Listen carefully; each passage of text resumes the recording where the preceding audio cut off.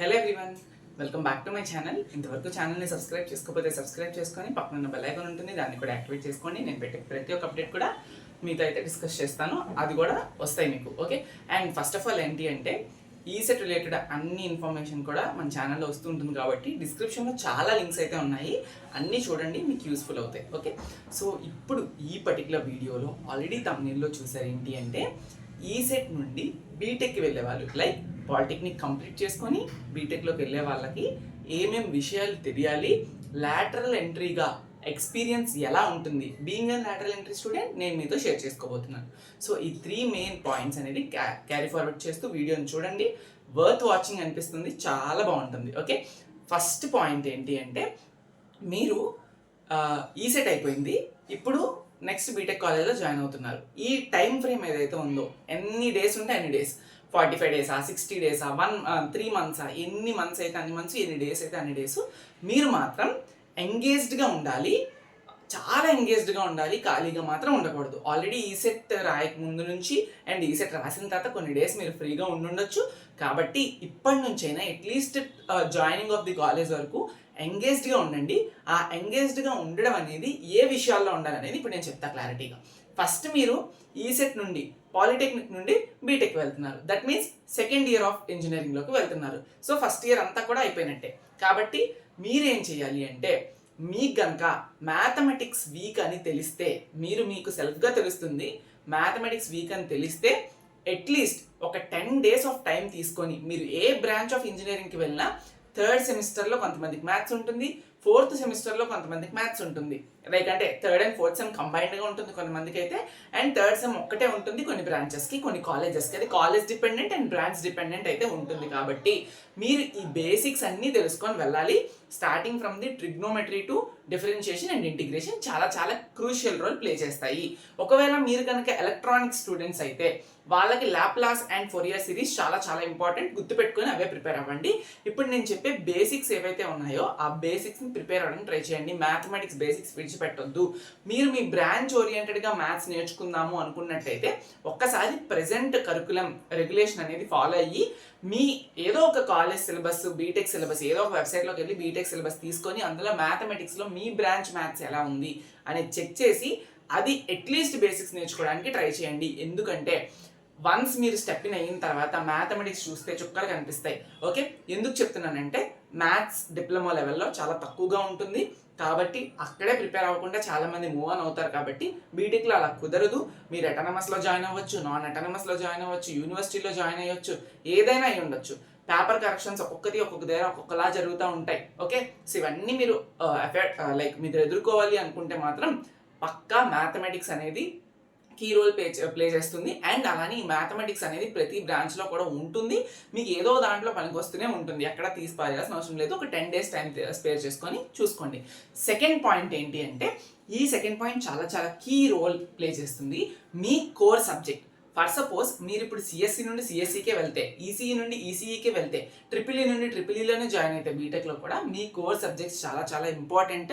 మీరు ఇప్పుడు వరకు 3 years ఆఫ్ డిప్లొమాలో ఏవైతే basics of your course cover చేశారో, let us assume a CSC student తీసుకుంటే ఆపరేటింగ్ సిస్టమ్స్, తర్వాత డిబిఎంఎస్ డేటాబేస్, అండ్ అలానే C language, at least C language and Python or else any other programming languages, those are the basics కదా.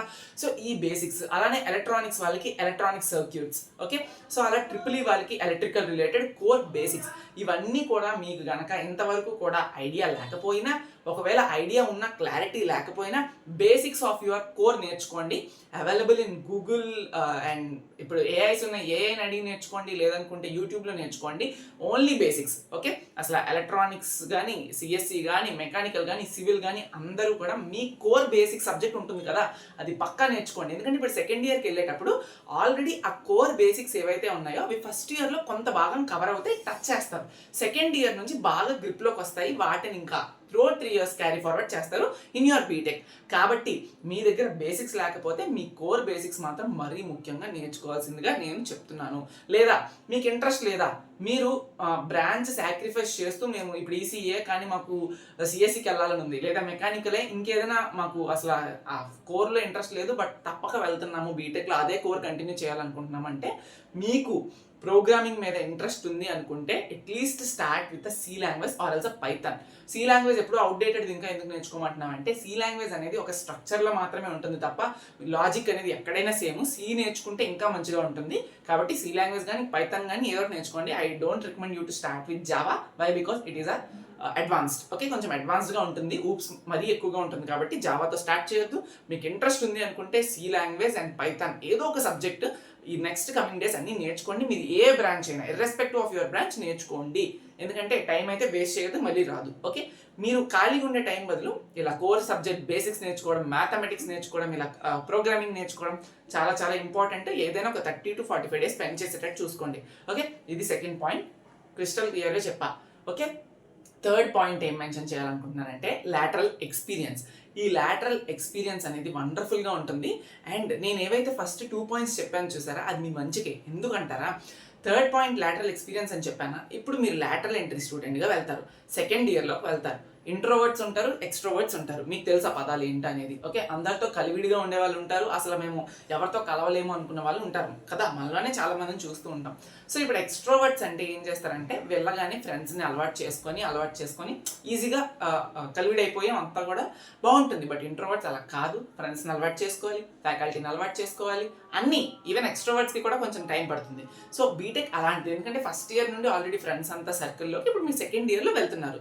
అది వాళ్ళ తప్పు కాదు, మీ తప్పు కాదు. ఓకే, కాబట్టి కొంచెం టైం పడుతుంది. It's take time. ఒక 1 month, 15 days, 2 months అనేది టైం పడుతుంది కదా కొంచెం అలవాటు చేసుకోవడానికి. కాలేజ్ అట్మాస్ఫియర్ని, ఫ్రెండ్స్ని, ఫ్యాకల్టీని అందరినీ అలవాటు చేసుకోవాలి మనం, అంతేనా?